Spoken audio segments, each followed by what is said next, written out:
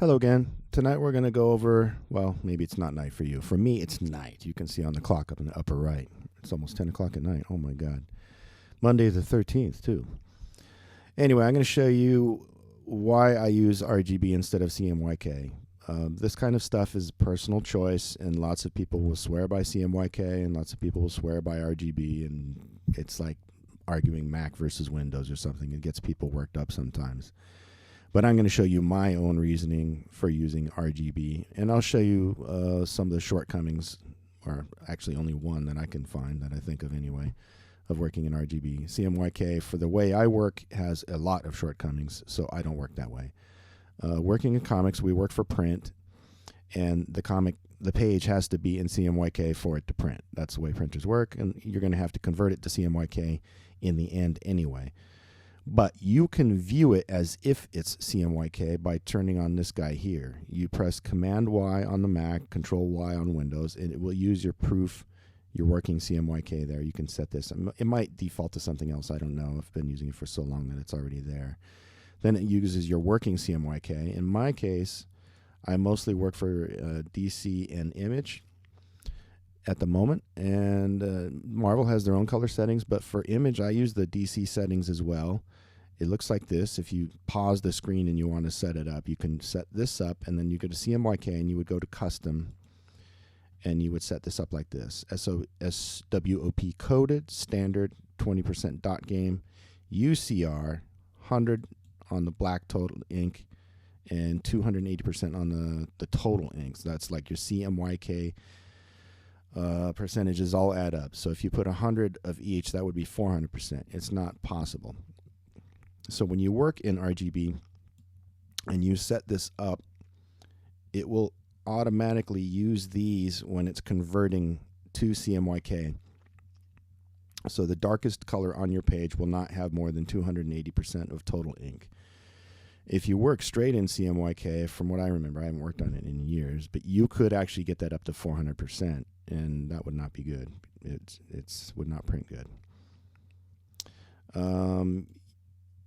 Lots of people are afraid of K-tones and stuff like that, but I'm not too worried about it. I don't pay too much attention to K-tones these days.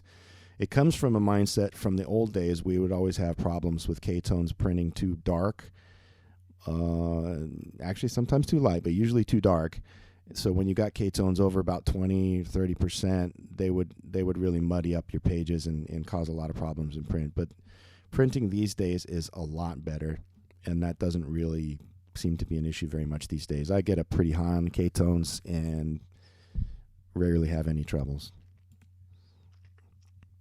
So for me, I pay attention and try not to get it over maybe 65 or 70 or something like that. But it depends on what you're doing exactly. You have to pay attention. It's good to know CMYK values for print so that you can actually look at them and see what's going on. Like, oh wow, you can see like it's got 80% K, and like, well, I don't actually really want that much K, so maybe I should lighten my color a little bit. Anyway, on the left, these two here are RGB, and these two are CMYK, and they have the same colors on them on layers. So I'm going to show you, this is normal. Actually, yeah. So let's look at them without. These two are the same here. So that's CMYK. That's that color. 70% cyan, 100 each of magenta and yellow. This is RGB, the same color, but I've turned on the proof colors, so it's showing me CMYK. So basically look the same. There's slight difference, I would say. When it converts, it's not going to give you exactly this. So if I use my eyedropper on here, this is one thing that's kind of a shortcoming, and a lot of people are not very comfortable with. If I click that, that's the actual color. Look, it added a bunch of K to it. That's the original color. It's added 48% K. But I never have a problem with that. I don't know. It doesn't really bother me. It bothers me with reds sometimes, and I'll show you a page where that happened, and I didn't like it. And there's workarounds for that kind of stuff. But the blending, this is just the normal layer. Blending a blue in. This is the same blue.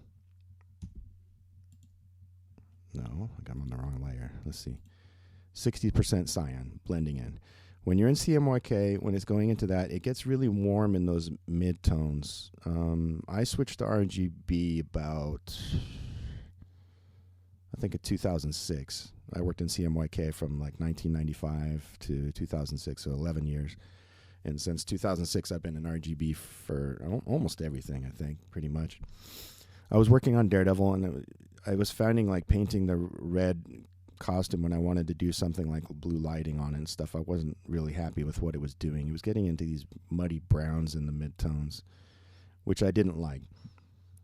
That's just on normal mode. This is on normal mode as well.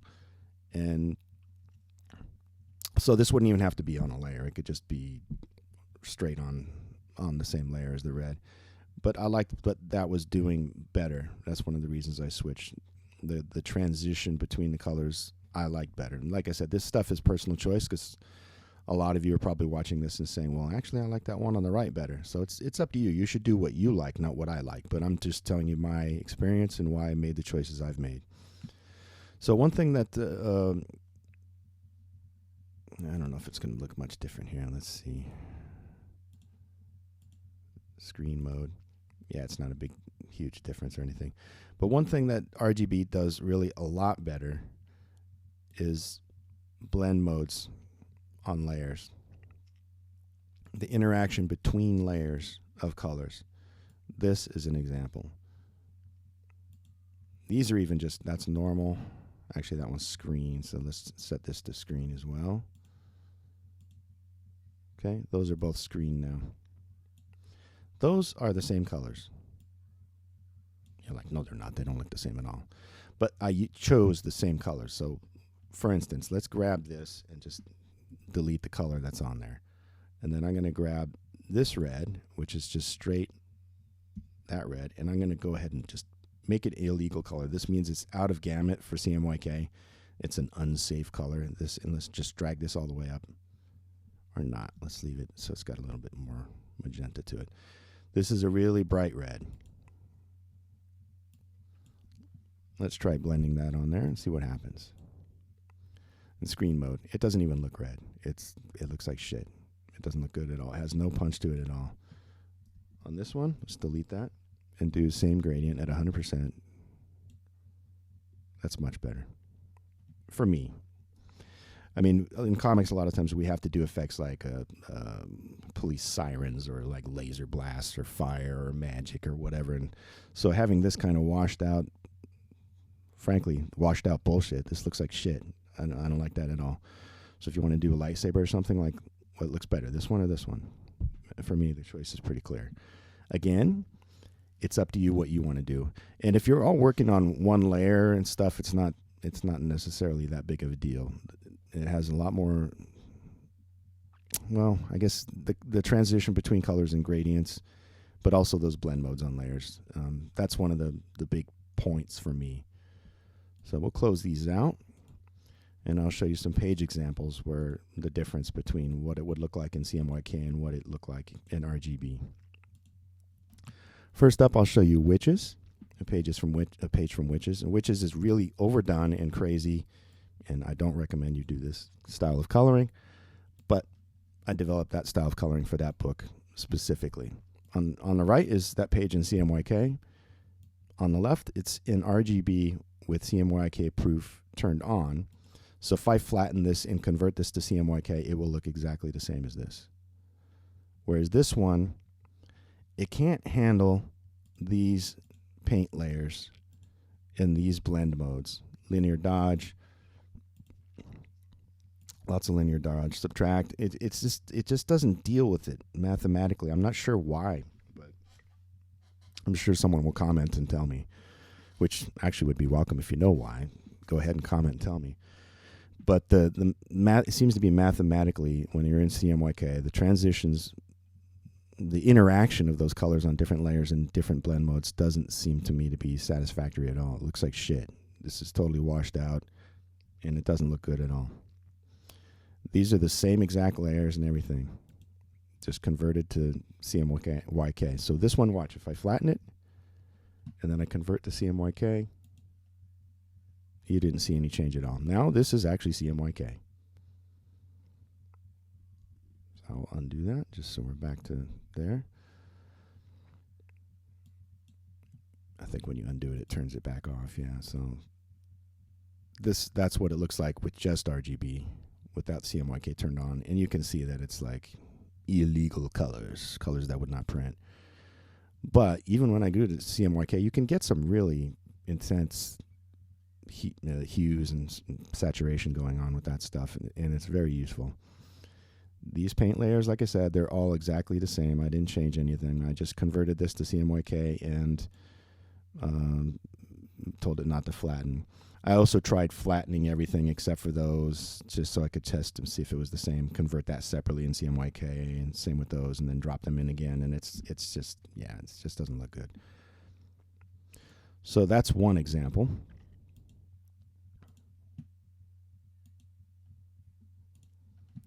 Here's another one. This one's from 7 to Eternity for image. That's the RGB page. That's the CMYK page. Again, proof colors turned on. Working CMYK. This one's already in CMYK. Those glows on this layer here, this magic one, it's that red. It's that one.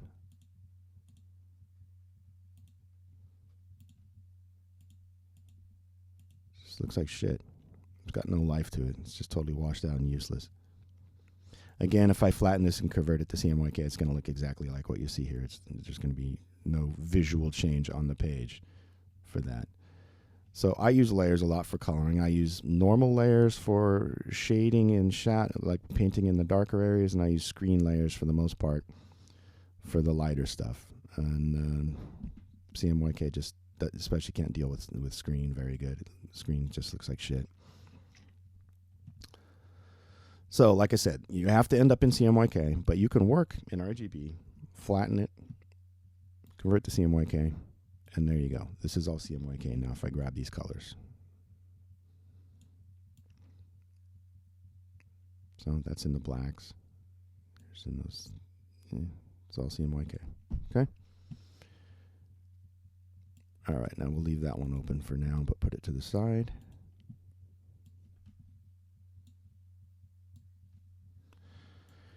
Here's an example of where RGB falls flat on its face. This page was done using mostly gradient maps and then colorizing a few things here and there. And the red here on the blood, I put a note on it, do in CMYK, because this is unacceptable. That's supposed to be 100% yellow and 100% magenta. And it's just not. It's kind of orange. It's like a nice orange, but it's not the red that I want. I want 100% of magenta and 100% of yellow, and it's not there. And if I take this and I grab that and I fill it on there, that's what's already on there. I just filled. It's already on there. But because it does that conversion thing, this is the color that you actually end up with when it converts. So the workaround with that for this particular book was that I would grab all these, just flatten those so I have my interaction of my layers locked down, convert to CMYK, do not flatten. Then I would grab here and I would fill with that color. And you see how that's much more intense? Like that's before. That's what I wanted. So I filled that there, then flattened, and now it's in CMYK. And if you eyedropper it, you can see it's the proper red that I want. Another workaround is that you can go and do a selective layer and pump up the reds here if you want. You can make a selection, use a mask or whatever. So sometimes you have to use workarounds, but it depends on what you're doing. If you're coloring like flat colors like this, I would just work in CMYK. There's no real reason to work in RGB for this, except that for me, I was using gradient maps that I had set up for the previous issue, which I had done in RGB, but I could have just as easily done the whole thing beginning to end in CMYK for this. No problem. It's mostly for me just when you're doing blends. For flat colors, I think it's probably better to work in CMYK because then you know exactly what you're getting. So that's why I work in RGB. I'll go over some other aspects of this at some point and probably cover it again when I'm doing some texture stuff and things like that. But for now, that's that. These kind of vibrant colors from glows and stuff like that are because it was started off life as RGB. Ended up in CMYK, but started life as RGB. Anyway, I hope you got something useful out of this video. Comment, subscribe, like, let me know what you think and what you're looking for, and maybe I'll cover it. See you next time. Thanks.